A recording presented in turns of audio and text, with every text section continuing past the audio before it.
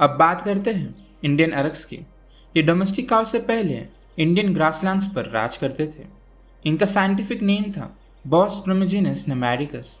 इनकी पहचान फॉसिल के जरिए हुई थी। पहली बार इनके बोन्स और हॉर्न्स 1800 के आखिर में नर्मदा वैली और गोवर्धन बेसिन से मिले थे। यहाँ से साइंटिस्ट ने इन वाइल्ड बुल का नाम रखा बॉस प्रिमिजिनस नेमैटिकस, जो नर्मदा रिवर रीजन से इंस्पायर था। एविडेंस सजेस्ट करते थे कि ये वाइल्ड अरक्स 20,000 BCE से 2000 BCE तक सेंट्रल इंडिया के ग्रासलैंड्स में रहते थे, एक impressive span of over 1800 years. इनकी अपीयरेंस थी एक massive muscular body, long curve horns और dark shaggy coat. Shoulder height लगभग 6 फीट तक होती थी। इनको देखकर शक्ति और रॉ विल्डरनेस का एहसास होता था।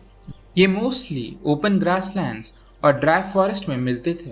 ये प्योर ग्रेजर्स थे, मेनली ग्रास और वाइल्ड हर्ब्स को खाते थे।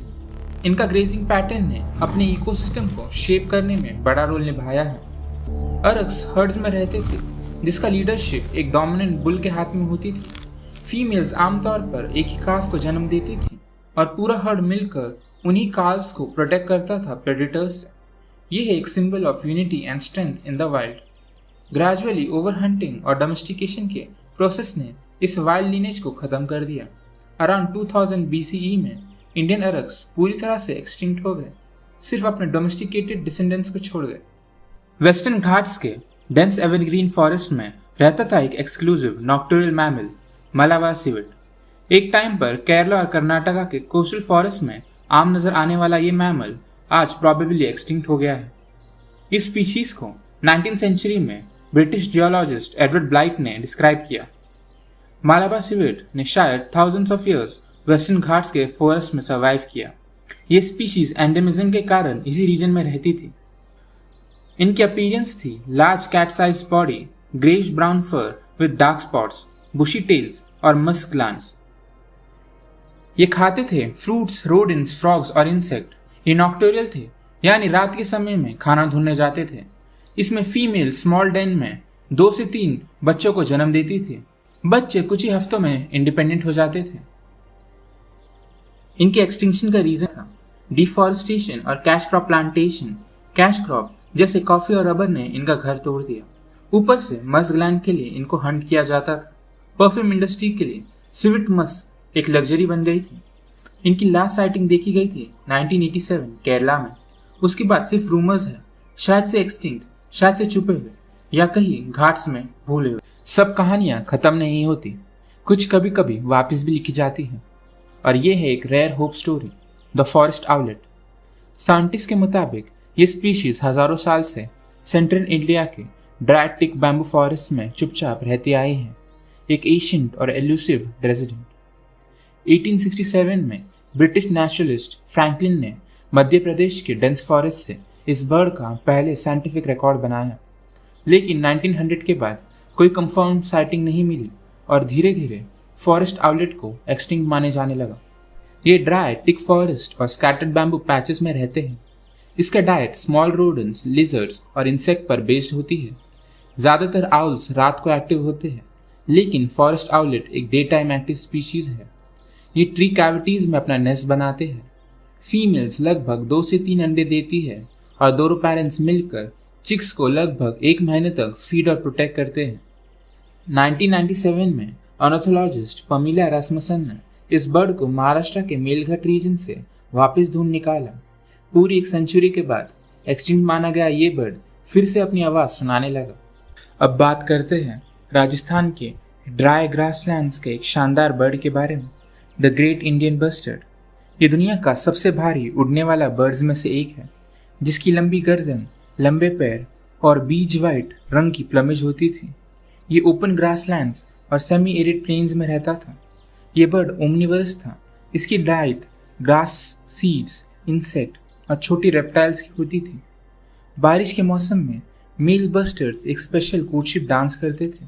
अपनी गर्दन के पाउच को इन्फ्लेट करके एक बूमिंग साउंड निकालते थे।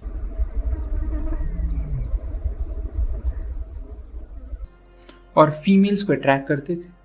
इसमें फीमेल सिर्फ 1 अंडा देती थी और उसको इंक्यूबेट करते थे।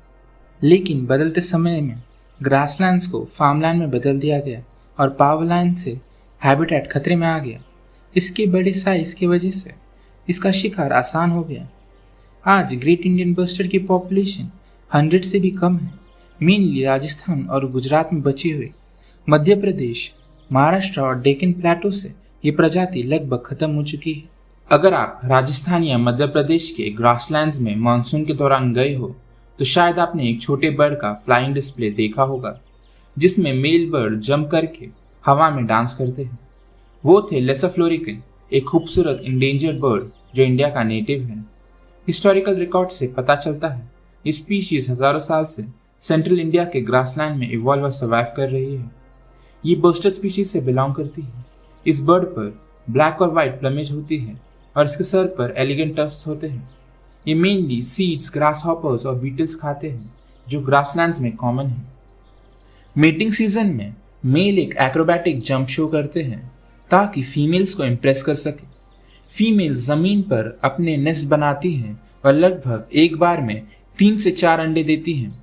फीमेल्स अंडों को लगभग 3 हफ्तों तक इंक्यूबेट करती है। इसमें चिक्स हैच होने के लगभग 2 से 6 घंटों में चलना शुरू कर देते हैं। मॉनसून के बाद फार्मर्स फील्ड को फार्मिंग के लिए रेडी करना शुरू कर देते हैं।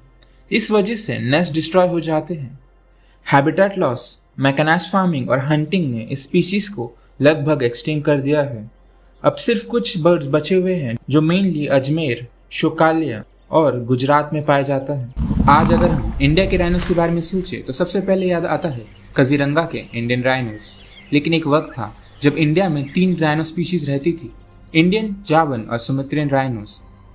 सुमत्रियन राइनो के फॉसिल्स और हिस्टोरिकल रिकॉर्ड्स हमें मिलते हैं असम और अरुणाचल प्रदेश के डेंस रेन फॉरेस्ट से। ये स्पीशीज इस रीजन में शायद hundreds of thousands of years से रहती थी, dating back to Pleistocene forest. 19th century के नेचुरलिस्ट जैसे एडवर्ड ब्लाइट और विलियम ब्लैनफोर्ड ने इसको डॉक्यूमेंट किया। इनका शरीर पर थिक रेडिश ब्राउन हेयर होते थे और 2 स्मॉल और शार्प हॉर्न्स। मोस्टली ये सॉलिट्यूड में रहते थे, अपने रीजन में मड वॉलोज बनाते थे और हैवी रेनफॉल एरियाज में थ्राइव करते थे। इनका size 1 to 1.5 metres at shoulder था और वेट लगभग 500 से 800 किलोग्राम के बीच, यानी इंडियन राइनो से छोटे जो 1.8 to 2 मीटर्स लंबे हो सकते हैं और 2200 किलोग्राम तक वजनी भी। ये खाते थे bamboo shoots, young leaves, fruits और श्रब्स। इसमें फीमेल्स एक ही काफ को जन्म देती थी हर 3 से 4 साल में। काव्स अपनी माँ के साथ लगभग 2 साल तक रहते थे जब तक अपना टेरिटरी स्टैब्लिश न कर ले। आमतौर पर माना जाता है कि ये 1920 तक भारत में विलुप्त हो चुके थे, हालांकि 1967 में इसकी साइटिंग देखी गई थी। पोचर्स इन्हें हॉर्न्स के लिए मार देते थे और इनके हैबिटेट डिस्ट्रॉय कर दिए गए टी प्लांटेशन के लिए। आज सिर्फ इंडोनेशिया के कुछ जंगलों में ये बचे हुए हैं और इंडिया के लिए बन चुके हैं लेजेंड्स।